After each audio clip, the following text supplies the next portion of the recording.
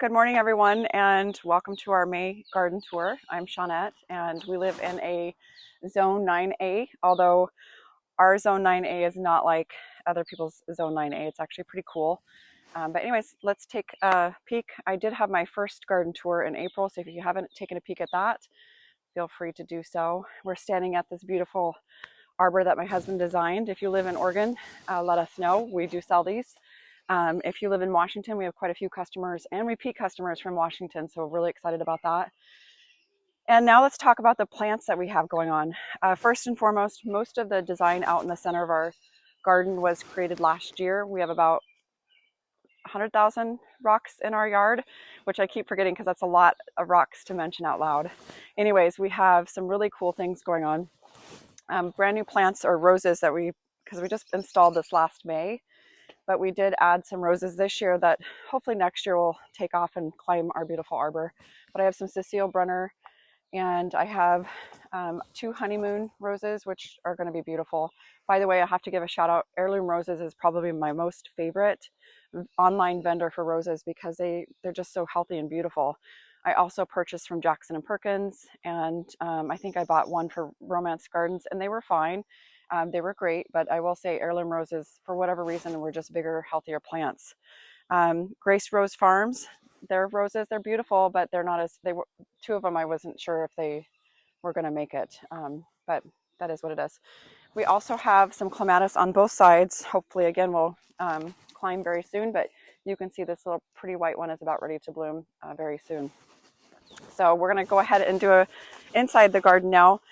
Both of these are Earth Angel. Wait, let me see. Yeah, Earth Angel roses, and they're supposed to be just phenomenal in pots and the smell, but you can see how much growth. These are all brand new roses that I just planted this year, and in them I have different types of sedum as well as the wire vine, which I just think is so pretty, and different types of geraniums. We have one of our customers and now new gardening friend that stopped by this morning to pick up 2 arbors, and I gave her a bunch of starts of various geraniums that I have because they are just phenomenal and easy plants to grow and propagate and all that good stuff. In here, in fact, I'll take you around in here real quick just because today all of my geraniums are in their full glory. I have some purple ones, fuchsia, and some really, really pink geraniums over here as well. They're just so sweet. Easy again just to pull up some of the root, get it in the ground, and then you've just created a bunch of new plants, which is just phenomenal. In these beds, each one of these little 4 or 8 little beds, they have a boxwood growing in there along with some autumn joy and coral bells. This coral bells plant, again, is super easy to propagate. And in one of my videos, I will show you guys how easy it really is. I purchased one of these several years ago and propagated all the rest that you're going to see in the garden today. So right behind John, we're just going to kind of do a different walkabout today. You can see our Ruby Red Falls little tree is just doing so well. It's its first year, so I cannot wait to see how that does over time. We also have some other plants in here that are just going to be really pretty. The globe thistle, I'm probably going to have to move out eventually, but for now it's just really pretty architecture in the garden. In here I also have some Veronica and more coral bells, which again I propagated over and over again. Autumn joy, super easy to propagate too. You just simply break off the bottom and then plop it right in some fresh soil. In fact, you guys will get to see some of that today as we do our quick walkabout before the rain fully takes over. John, let's show them this really pretty Dutch iris over here. Is that just not the most glorious iris that you've ever seen? I just think that is so pretty. Last year they didn't bloom. This is its 3rd year. I have another one right there for whatever reason. That one's not doing as well. Another really pretty sedum that you can pop in your plants or your borders, either as a ground cover or in your pots. It looks just absolutely amazing. Flanked with that beautiful little $10 Japanese maple that John and I purchased last fall, I think it was. Okay, we're going to keep going this way. So again, feel free to just kind of gaze over the bed so they can get an overall view. It is so pretty. May is the month where everything just kicks in and just pushes out new growth and color, and I cannot be more excited about all of it. We have another rose from Weeks Roses, but I'm not sure of the variety. My mother-in-law gave me this last year for Mother's Day, and by the way, happy Mother's Day to all the moms out there today. I hope that you feel loved and special, and it's a really great day for you. Again, you're going to see some coral bells. This is a purple veronica that is so pretty, but last year we did have some bugs that were munching on it. We have lots of liatris that should be coming up. I did purchase some really beautiful plants recently, some different types of veronica online, and I'm very excited about these. And I usually purchase from Great Garden Plants, Romance Gardens, and I think these were Romance, and they were beautiful. And I have some proven winners that I cannot wait, that'll be here Wednesday and Thursday. The downside is we're expecting rain all week, so it'll be challenging to get outside, but I will try to make it work because I want to get them in the ground. These are really, really pink, light pink, creamy colored peony that should be opening up fairly soon. Just wait until the ants come in and do their job to get them to open up. Lots of daylilies and tall phlox. I hear lots about tall phlox and how they can get mildew. I've never had that experience, so hopefully, knock on wood, that doesn't happen. And then right in front of this beautiful, I'm not sure the exact spirea. I want to say it's candy corn, but I purchased this years ago, and I don't know if candy corn's been around that long. So anyways, still really, really pretty. And I have also propagated that as well. You can go down to the base and take your shovel and just make sure you get some root, and you get new plants just from doing that. We also have some more peonies over here. This is a really cute blueberry muffin that I just think is just so precious. Now we're going to walk a little bit faster because the rain is actually starting to kick in. We have Burst of Joy, this orange rose. It's very bright and vibrant, but it's going to be so pretty once it starts blooming. We're going to start walking and talking faster. More geraniums that I love. I have some Macrophylla hydrangeas that I recently planted, and I can't wait until they grow up.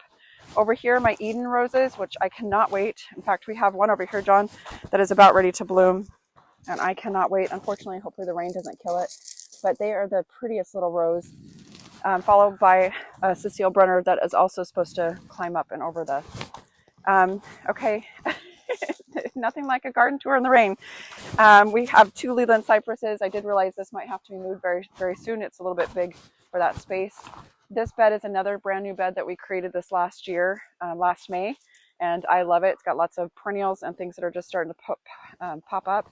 John, will you show them this pretty little Elkie rose, or Elkie geranium, not rose, sorry. Elkie geranium that I think is just so precious. It's so pretty, and I just love it. Over here we have this bed. This bed's been here. This isn't one of our newer beds. Everything out in the center is new, along with this one over to the right. But this bed we've had for years. But I did put some boxwoods, again, transplanted some more heuchera or coral bells, and they're doing great, followed by a bunch of hostas that we have in there. Over here we have a brand new bed that we did last spring as well, and it's got pretty much lupine and some other wildflowers that I planted in here last year, and then this year I did plant in some mock orange, so those should be pretty when they get bigger. I have a Hugo pine right down there that's also very, very pretty. And this might be a garden fail. I purchased this recently and had it in the house and enjoyed it. This is a weeping pussy willow. However, it doesn't look like it's living its life today, but that's okay. It will eventually. Over here we have some beautiful roses. This is my most favorite rose in our garden. This is Plum Perfect. It has got just really pretty blossoms, and all of our roses, I'm super excited, have really nice buds that are about ready to open up. So I'll take you on that tour when it's not raining, and we can kind of dive in a little bit more. Beautiful little grasses, again, boxwoods, roses. And John, let's show them what we just did yesterday. My husband designs those arbors, but he also made me this bed that's brand new using the same material, and I just love it so much. It doesn't look like much today, but again, you're going to see there's Autumn Joy that I plopped in there, along with Lady's Mantle and a bunch of different varieties of geraniums, as well as Lady's Mantle. Lady's Mantle, again, is one of those super easy plants to propagate. We're going to come over here now and give you just a really quick view of our garden. Typically we do vegetables. This is going to be our first year where we didn't do any vegetables except for a few zucchinis and cucumbers. I forgot what I was going to say. So, and then those beds out there, John designed this last year, those black ones, and they are so pretty. And they've got tons of different annuals and perennials in there that will take off very, very shortly. Okay, we're just about done because, well, the rain is here. This bed is beautiful as well. You're going to see consistency across my design Our Designscape, we plant multiple of the same so that when you have walking through the garden, you can see continuity. And then my husband just recently built this arbor as well. The fun thing about this one is you can actually spin it all the way around. And again, you can plant things on the side. This one is for sale, but I, of course, get to demo everything before it goes. And you could actually either hang a bell like we did, or I'll show you another option that we did recently for another arbor.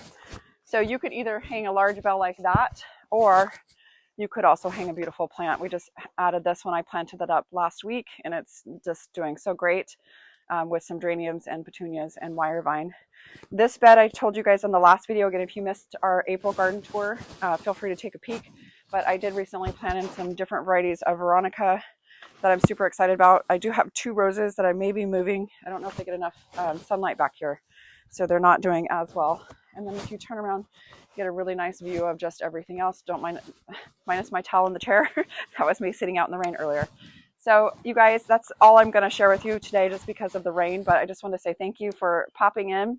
This is a quick little tour of our garden, but stay tuned. I hope to do a more extensive tour as the weather cooperates, but we're expecting rain for the next week. So thanks you guys. Thank you for spending some time with me, and I will talk to you guys soon. Bye.